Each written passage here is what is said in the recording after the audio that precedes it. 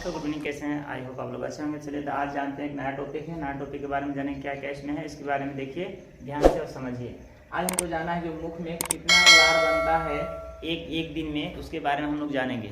मुख में लार कितना लीटर बनता है एक दिन में, आप लोग इस वीडियो में जानिएगा। मैं आपको बताऊंगा कि एक दिन में कितने मुख के अंदर लार बनते हैं। तो वीडियो को लास्ट तक देखिएगा ताकि आप लोग को समझ में आएगा।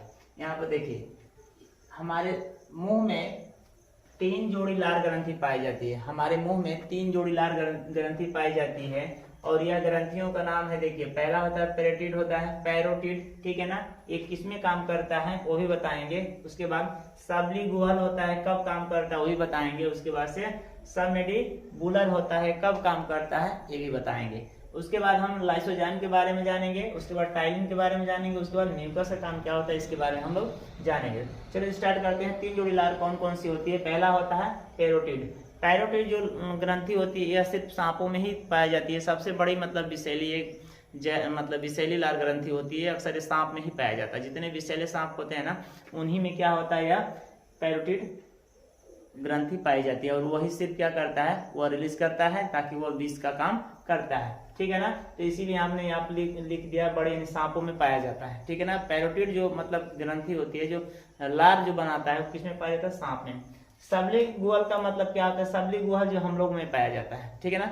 सबलिंगुअल जो लार होता है हम लोगों में पाया जाता है और ये काम करता है, हल्की पतली कलर का होता है, जो मतलब भोजन के समय मिलता है। सबमैंडिबुलर जो होता है यह क्या होता है, भोजन को मतलब पूरे एक तरफ इकट्ठा करने में मदद करता है। तो यह दोनों क्या होते हैं, मनुष्य में पाया जाता है, लेकिन ये जो है तो होता है मनुष्य में नहीं पाया जाता है, सांपों में। वैसे विषैले जो भी मतलब जीव है उनके अंदर इसको पाया जाता है। चलिए अब ये जानिए कि एक दिन में मनुष्य के अंदर कितना लीटर लार बनता है।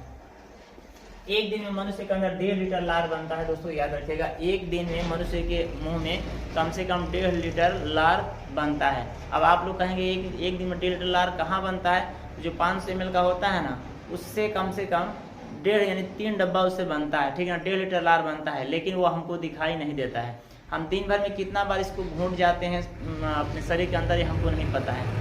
तो वह लार अगर यदि मान लीजिए इकट्ठा कर दिया जाए तब ऐसे होगा तो उस तरह काउंट नहीं किया जाता। यानी 24 घंटा में कितना बार हमारे मुंह में लार बना है उसका एक एक्यूरेट लगाया गया है। तो कम से कम 1.5 लीटर का अनुमान एक लगाया गया है कि एक मनुष्य में 24 घंटा के अंदर 1.5 लीटर लार एक मुंह में बनता है, ठीक है ना। एक अनुमान लगाया गया, एक्यूरेट इसको नहीं माना गया है। लेकिन अब कोई कहेगा कि जब 1 लीटर 1.5 लीटर लार बनता है इसको डब्बा में भर कर तब देखे, तो उस तरह का हम लोग काउंट नहीं कर सकते हैं। इसका एक अनुमान लगाया गया एक व्यक्ति में 24 घंटे के अंदर कितना डेली 1.5 लीटर लार बनता है। अब वो जैसे बने, ठीक है ना। उसके बाद देखिए दोस्तों, हमारे शरीर में एक लाइसोजाइम एंजाइम होता है, ठीक है ना। क्या काम करता है, चोकर को पचाने का काम करता है। सॉरी चोकर नहीं, इसमें जीवाणुनाशी होता है। जो भोजन करने के साथ में जो छोटे मोटे जो जीवाणु बच जाते हैं वो अगर यदि यहाँ पर आते हैं तो क्या होता है, उनको मारने का ये काम करता है कौन, लाइसोजाइम, ठीक है ना।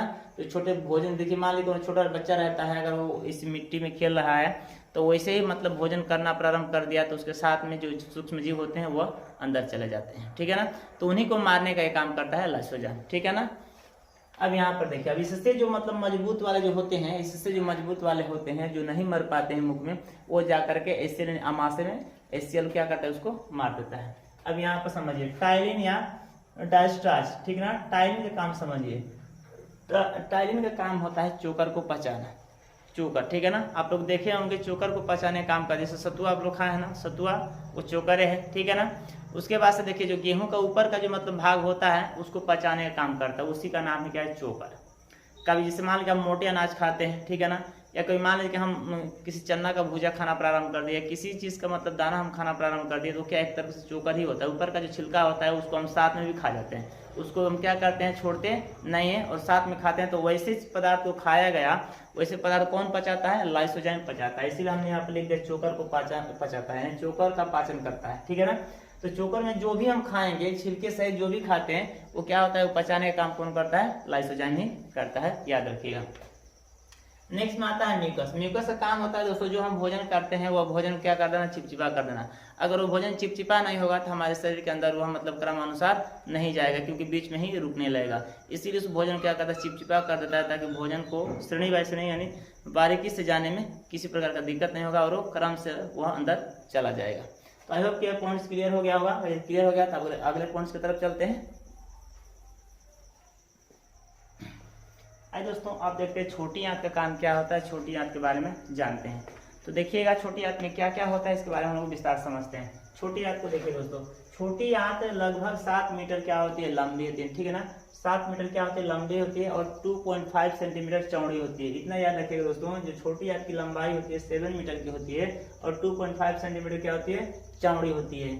इसके 3 भाग होते हैं, ठीक है ना। इसके कौन कौन 3 भाग होते हैं आगे बताएंगे, बस वीडियो में आप लास्ट तक बने रहेगा। अब देखिए इसका काम क्या होता है, पाचन क्रिया का पूर्ण रूप से करते हैं। इसमें क्या होता है, पाचन जितना कुछ बचा खचा रहता है सब पूर्ण रूप से क्या होता है, पच जाता है छोटी आंत में, ठीक है ना। उसके बाद देखिए पाचन तथा अवशोषण भी होता है इसमें, पाचन तथा अवशोषण का भी कार्य इसमें होता है। और नेक्स्ट में देखिए इसके 3 भाग होते हैं। अब देखते हैं दूसरी तरफ हम एक इमेज भी बना दी है ताकि आप लोग समझने में थोड़ा सा दिक्कत नहीं होगा।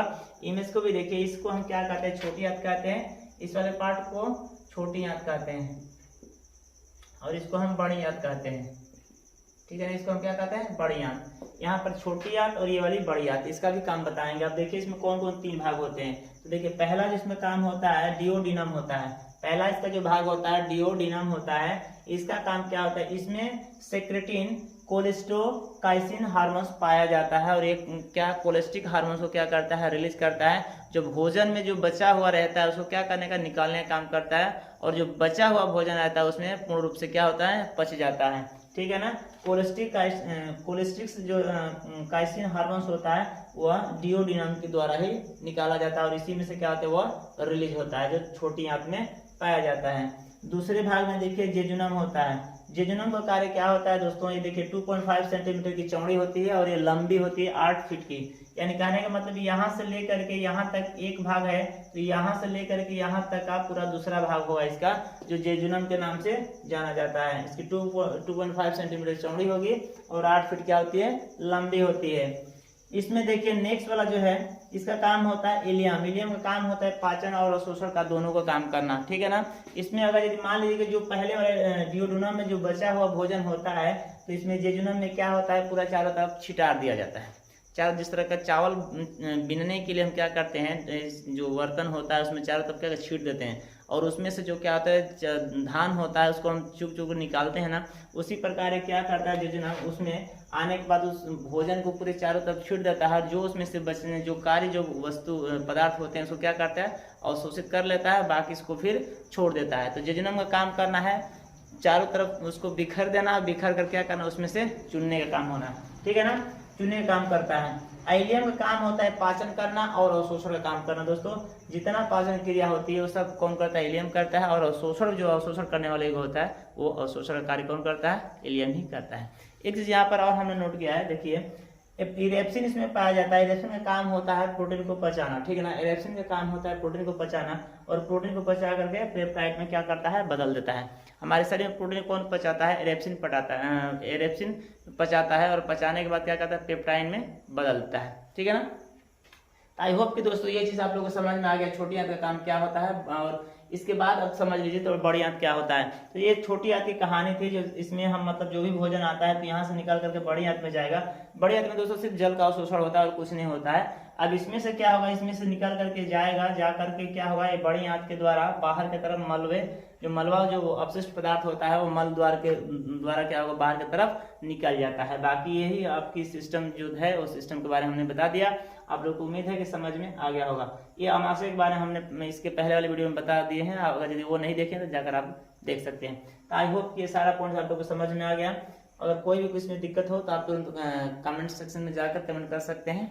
बस आई होप कि समझ में आए। तो बस आज के लिए इतना ही, इजाजत दीजिए, फिर अगले वीडियो में मिलते हैं एक नए टॉपिक के साथ। बस जय हिंद, जय भारत।